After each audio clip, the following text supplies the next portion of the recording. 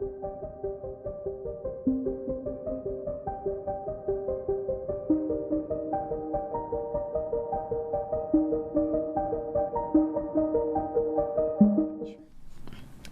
o tema que a gente escolheu para bater um papo aqui hoje é um tema muito antigo, muito tradicional, embora não pareça.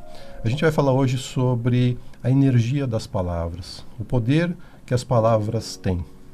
A maioria de vocês, ouvintes, já devem ter ouvido essa expressão, né? A palavra tem poder.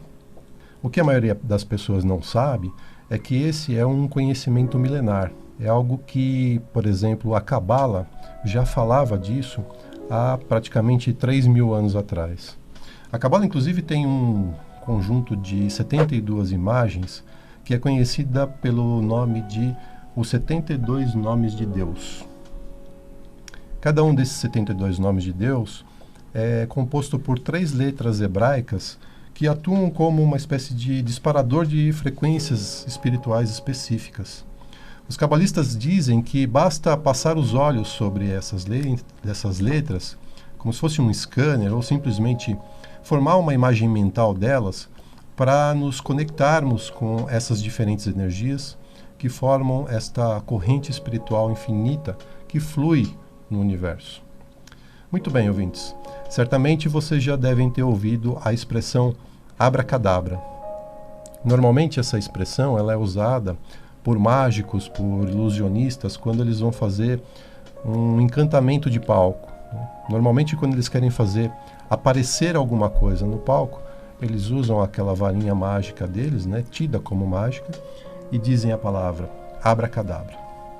O que a gente não sabe, o que a maior parte das pessoas não sabem, é que abracadabra é um dos 72 nomes de Deus. Na verdade, é o número 40, né? Abracadabra, então, é um desses símbolos que deriva de uma palavra do aramaico que significa eu crio enquanto falo. Portanto, a ideia de que a palavra tem uma força criativa, tem o poder de materializar as coisas, já era sustentada há mais de 3.000 anos atrás, a partir de conhecimentos cabalísticos. É verdade, Edgar. E um experimento que ficou muito conhecido e foi amplamente divulgado nas redes sociais, há algum tempo atrás, foi aquele conduzido pelo senhor Masaru Emoto. O senhor Masaru é um fotógrafo e escritor japonês que desenvolveu algumas teorias a respeito das estruturas moleculares da água quando submetidas a palavras, a músicas e imagens. Esse experimento comprovou que as moléculas da água se modificavam e formavam lindos cristais quando expostas às palavras positivas e quando submetidas às palavras que expressavam sentimentos negativos, sua forma cristalina ficava totalmente distorcida e turva. Esses experimentos foram divulgados no documentário Quem Somos Nós, um filme também muito conhecido, muito interessante, que trata sobre como nossos pensamentos, sentimentos e emoções criam nossa realidade. Se você, ouvinte, ainda não assistiu, vale a pena, fica a dica, Quem Somos Nós.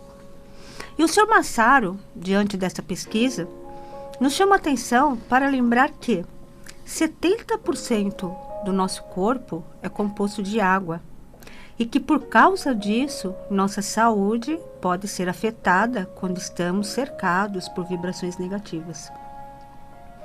Aperfeiçoando os experimentos do Sr. Masaru, outras linhas de pensamentos, como a do Access Consciousness, vai além e afirma que, para além da saúde, toda palavra que você diz, olha, ouvinte, preste atenção, toda palavra que você diz cria o que acontece na sua vida. Pois bem, como Edgar explicou sobre a palavra abracadabra, que em aramaico significa eu crio enquanto falo. Além desses conceitos, a PNL fala que o nosso cérebro não entende o não. É isso mesmo. Para o cérebro de quem ouve, não interessa a intenção de quem fala, mas sim o que se diz. Uma das lições que se aprende ao estudar PNL é que o cérebro não consegue reconhecer ou entender a palavra não. Então, ouvinte, vou fazer um exercício aqui com vocês. À medida que eu falar uma frase, pare por um instante e veja a imagem que vem instantaneamente no seu cérebro. Vamos lá? Ok. Não pense no elefante cor-de-rosa de biquíni com bolinhas. Não posso nem pensar em fulano. E aqui vocês podem colocar, não posso nem pensar naquela pessoa que tem muita dificuldade de relacionamento. Outra, não existe vaca voadora. Pois bem, de acordo com o que eu disse, o que o seu cérebro registrou, ouvinte? No elefante cor-de-rosa com biquíni de bolinhas?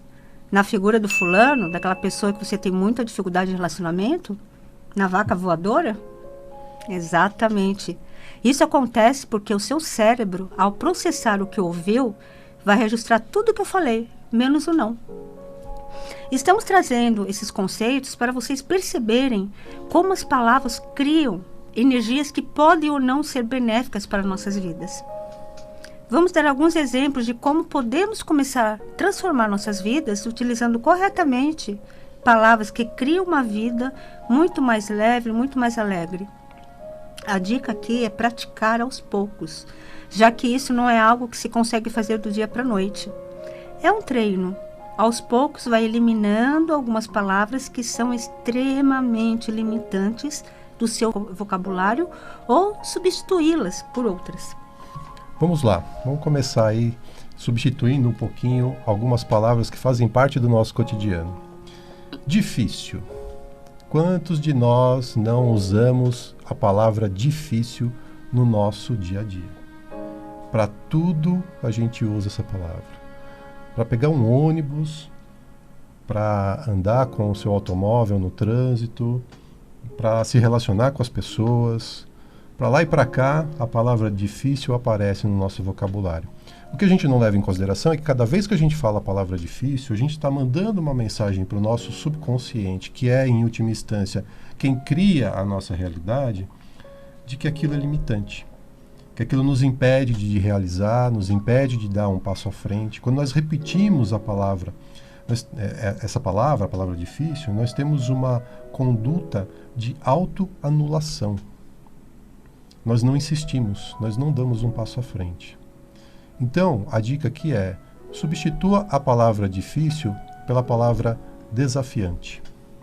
E veja como é que isso se comporta na sua vida. Porque uma pessoa desafiada, em geral, ela se sente impelida a seguir em frente, a ir adiante, a buscar o resultado, a superar aquilo que era, entre aspas, uma dificuldade.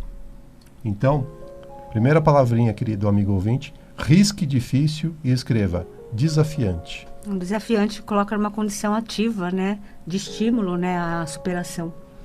Então, outra palavrinha, Edgar, também muito limitante, é o precisar. Se você, ouvinte, acredita que é carente, vai se tornar um ganancioso e vai comprar tudo e ter tudo que acha, entre aspas, que precisa e, eventualmente, vai se tornar um acumulador. Toda necessidade que você tem é uma invenção que você criou para justificar um ponto de vista que possui. Em vez de dizer, então, precisa, observe o que está disponível para você e qual contribuição aquilo vai te trazer. Você vai perceber que muitas vezes não precisamos porque não será contribuição nenhuma em nossa vida aquela escolha. Então perceba, ouvinte, se você precisar de alguma coisa, pergunte e perceba qual contribuição aquilo vai te trazer.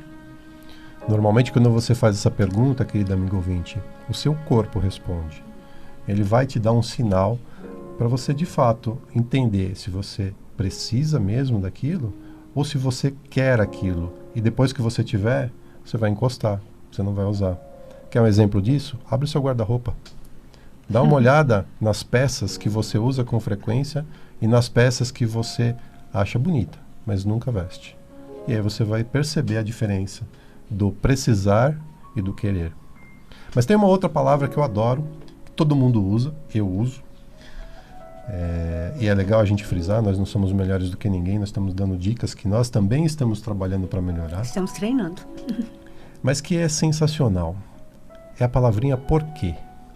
Já parou para analisar a quantidade de vezes que você usa o porquê e em que situações você usa o porquê, essa palavra tem um único propósito: trazer limitação para as nossas vidas. Porque se você parar para pensar, você sempre coloca o porquê para introduzir a justificativa de algo que você fez ou deixou de fazer, e tudo que vem depois do porquê não tem importância nem valor nenhum. Então, vou dar um exemplo. Eu briguei com a Eliane porque ela deixou o par de sapatos dela jogado no meio da sala. Eu briguei com a Eliane, que é a parte da frase que vem antes do porquê, é a minha escolha. É isso que importa. O que vem depois é o motivo que o meu cérebro racional encontrou para justificar a minha escolha, para apresentar um motivo para validar a escolha que eu fiz. Mas o que importa de verdade é a escolha. E a escolha foi: eu escolhi brigar com a Eliane. E ao escolher brigar com a Eliane, eu arranjei uma energia ruim, um clima ruim, uma condição de relacionamento ruim, que não agregou nem para ela, nem para mim. E na hora que a gente para considerar aquilo que o meu cérebro justifica como elemento motivador para aquela discussão, a gente chega à seguinte conclusão: não é nada. Um sapato que foi jogado no meio da sala, que eu poderia simplesmente ter pego e colocado no lugar adequado. E não teria dito uma palavra sobre isso. E o que vale para o sapato vale para qualquer coisa das nossas vidas. Tudo o que nós fazemos, absolutamente tudo o que nós fazemos, é escolha nossa. O que vem depois do porquê é só uma justificativa para validar aquela escolha. Então agora que a gente tem a consciência disso, fica muito mais fácil para que a gente possa se relacionar com os acontecimentos da vida, se relacionar com as pessoas. E aqui não se trata de trazer nenhum julgamento se a escolha é boa ou não. É apenas uma escolha. Está tudo bem. Não tendemos a colocar um porquê, trazendo uma justificativa para a nossa escolha. Simplesmente escolha. Outra palavra, Edgar, que deve riscar também dos vocabulários. Vamos tentar explicar essa? Vamos tentar. É o tentar, exatamente isso. Então, tente ficar de pé, ouvinte. Ou você fica ou não fica. Você não tenta. Perceba que, novamente, trata-se de escolha. Quem tenta não escolhe, fica em cima do muro. E para não assumir que não escolheu, diz que vai tentar. Convide alguém para ir na sua casa e veja o que ela diz. Se ela disser que vai tentar passear na sua casa, esqueça, ouvinte, provavelmente essa pessoa não irá na sua casa. É isso mesmo. Então, passou da hora da gente parar de tentar fazer as coisas e começar a fazer. Sempre que você pensar nessa palavra, reformula isso. Analisa exatamente aquilo que você de fato está tentando, se você de fato quer aquilo. Porque de novo a gente volta na escolha. Se você tenta, você não escolheu. Porque a resposta invariavelmente para aquilo é não. Dá para a gente traduzir tentar como não. Essa é a ideia. Tem uma outra palavra que a gente usa muito, né? Faz parte do nosso vocabulário cotidiano. Nunca. Nunca, querido ouvinte, não existe. Nunca é uma conclusão, é um julgamento. Quando você diz que nunca vai fazer alguma coisa, ou que nunca vai acontecer alguma coisa, você está dando uma sentença condenatória e definitiva, dizendo que não tem mais nenhuma escolha. Veja como o nunca é extremamente limitante. Por quê? A única coisa que você de fato tem na sua vida é escolha. Você tem o seu livre-arbítrio, você pode escolher a cada 10 segundos. E se você não escolheu legal, em 10 segundos você pode escolher diferente. E depois de novo, e depois de novo, e construir uma vida cada vez mais próspera e feliz, escolhendo. Outra palavra, Edgar, que a gente tem que tomar muito cuidado, que parece que ela é muito sutil, mas ela tem um peso energético muito grande. É o querer. Quando você quer, significa que está faltando. Nos dicionários antigos, anteriores a 1946, vocês vão encontrar o significado de querer como falta. Então, toda vez que você diz eu quero, você está dizendo que está te faltando. E você vai criar mais falta disso ao invés de criar o que realmente deseja. Então, ouvinte, ao invés de dizer quero, diga eu desejo. E neste caso, o universo, que é comparado por muitos pesquisadores e físicos quânticos como o grande gênio da lâmpada mágica de Aladim, vai dizer a você: seu desejo é uma ordem. Outra palavrinha, querido amigo ouvinte: mas. Mas é a anulação de tudo que veio antes do mas. Quando você diz mas, você está desdizendo tudo que você disse antes. Por exemplo, filho, você é um garoto muito especial, mas é muito teimoso. Pronto. Acabou. Ele não é um garoto especial, né? Colocado aqui o especial como algo bom, né? Algo legal, um elogio. Por quê? Quando você colocou o mas, você deu ênfase para aquilo que veio depois. E, em geral, o que vem depois anula o que vem antes do mais. Sabe o que vai ficar registrado no cérebro do seu filho se você disser isso? Que ele é teimoso. E não que ele é um garoto especial.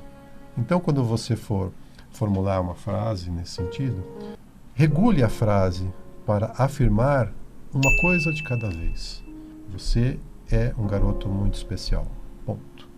E numa circunstância em que você tiver a necessidade de dizer que ele está teimando com você, fala: você é teimoso. Para que as coisas não fiquem relacionadas, vinculadas, e o registro fique só no negativo, só naquilo que limita, e deixe de usar aquilo que empodera. Embora a gente não perceba que esse mas, né, anula o anterior, o nosso cérebro é sábio, né? E ele vai exatamente anular tudo aquilo que você falou quando você disser logo depois o mas, né? Então, ouvinte, cuidado com as palavras. Palavras criam, palavras têm energias, têm vibrações. As crenças que acumulamos ao longo das nossas vidas começam nas palavras que ficam registradas em nossa mente e vão trazer muita limitação. Isso é muito importante e vem sendo estudado por cientistas do mundo todo há vários anos. É um dos objetos de estudo da física quântica. A boa notícia é que temos ferramentas para nos libertar dessas energias e começar a criar uma nova realidade em nossa vida, de forma a criar uma vida muito mais leve, muito mais alegre, de forma consciente.